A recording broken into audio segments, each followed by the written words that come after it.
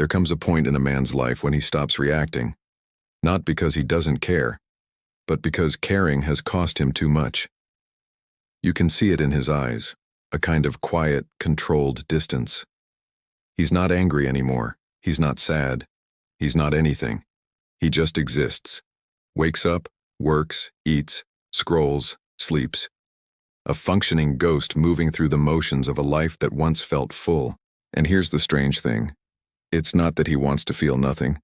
It's that at some point he had to. Because the mind does something extraordinary when it's pushed too far. It doesn't always break. Sometimes, it just shuts off. That's what emotional numbness really is.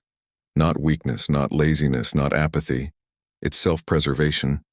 It's the moment your psyche whispers, "If you keep feeling like this, you'll die." And so it flips a switch. Pain fades. Joy fades.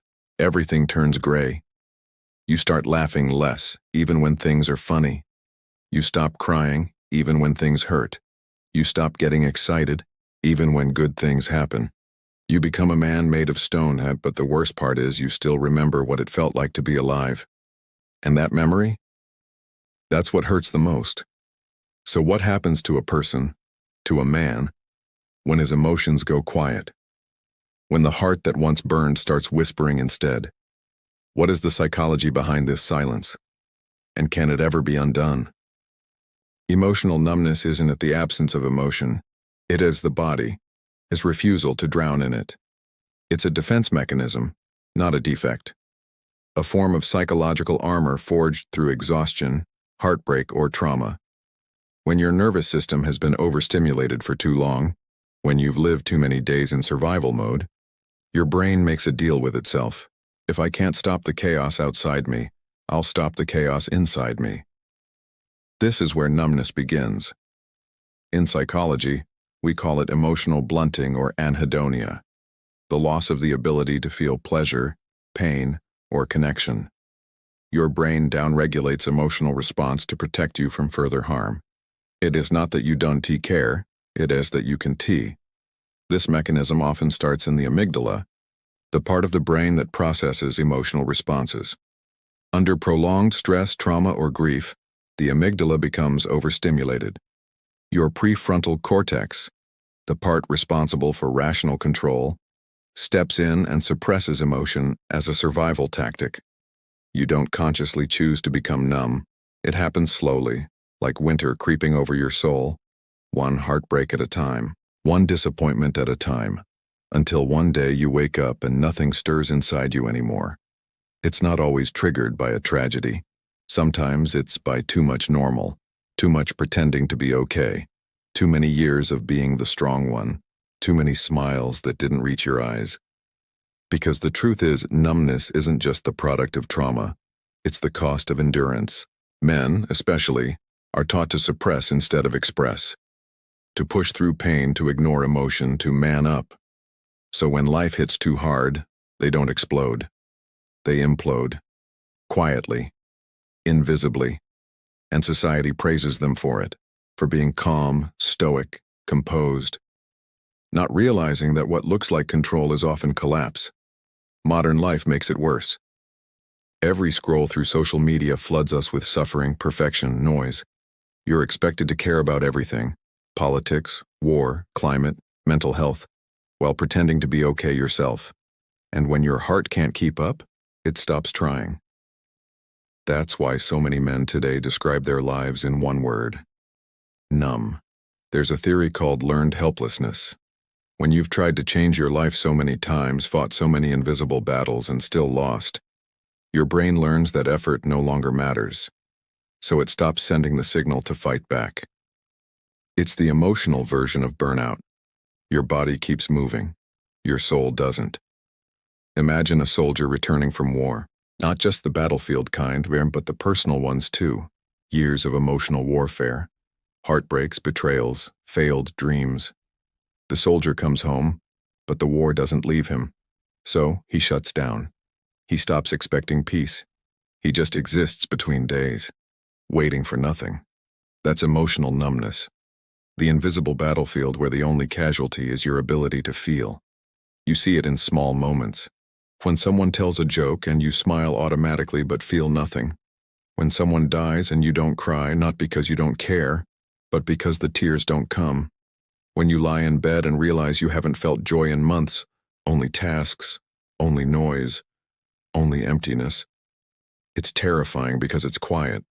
There's no panic, no breakdown, just silence. And the world doesn't notice silence. They only notice when you scream. Philosophically, Nietzsche once said, "When you stare into the abyss stares back." Emotional numbness is that abyss staring back, but instead of fear, it gives you indifference. Camus called it the absurd, the realization that life continues indifferent to your pain. And so many men detach emotionally to protect themselves from that absurdity. If nothing means anything, why feel at all?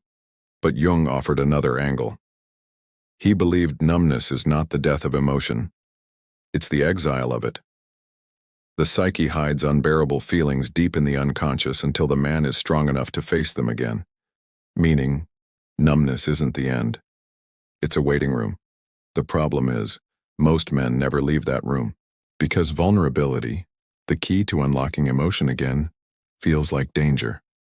And when you've lived your whole life surviving, you stop trusting what might save you. Why is emotional numbness rising today, especially among men? Because modern life demands constant emotional exposure, but offers almost no emotional safety.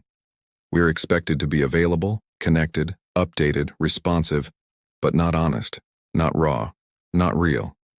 We curate our lives to look alive while feeling dead inside. Men especially live inside silent wars. They're taught to be protectors, not feelers. They grow up hearing that sadness is weakness, that softness is shame. So they turn their emotions inward, and those emotions turn into frost. They work themselves into exhaustion, give everything to their jobs, families, responsibilities, and then wonder why nothing feels fulfilling. Because emotional numbness often disguises itself as productivity. You're not thriving, you're just too tired to collapse. This is the paradox of numbness. It starts as self-protection and ends as self-erasure. You build walls to stop the pain, and then one day, you realize those walls stopped everything else too. Joy, connection, love, desire. You don't just stop feeling bad, you stop feeling good. And here's where the tragedy deepens. Numbness becomes addictive, because no pain feels better than constant pain. So you start avoiding what might make you feel again. People, music, intimacy, memories. You start fearing the very things that make life real. Healing, then, is not just about feeling better. It's about feeling it all. It's about letting the body thaw, even when the first thing you feel is pain. You cannot selectively numb emotions. When you block sadness, you block joy. When you suppress fear, you suppress excitement. When you bury grief, you bury love. And that's why most men don't realize their numbness is not protecting them anymore. It's slowly erasing them. The cure for numbness is not to try to feel happy. It's to allow yourself to feel anything, fully, honestly, without judgment. Anger, loneliness, regret. These are not signs of weakness. They're proof that the system is still alive. To recover, one must stop pretending. Stop saying, "I'm fine." Stop wearing the mask. Because numbness thrives in silence. It withers when spoken. Therapy helps, not because it gives you answers, but because it gives your feelings permission to exist again. The goal is not to eliminate pain, it's to feel it safely. Art helps. Music helps. Nature helps. Moments that reawaken your senses. The smell of rain, the sound of laughter, the touch of someone who truly sees you. These are tiny rebellions against numbness.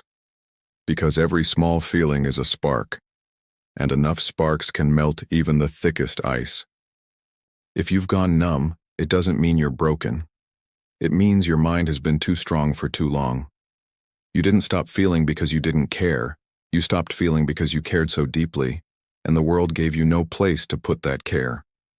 Numbness isn't failure, it's fatigue.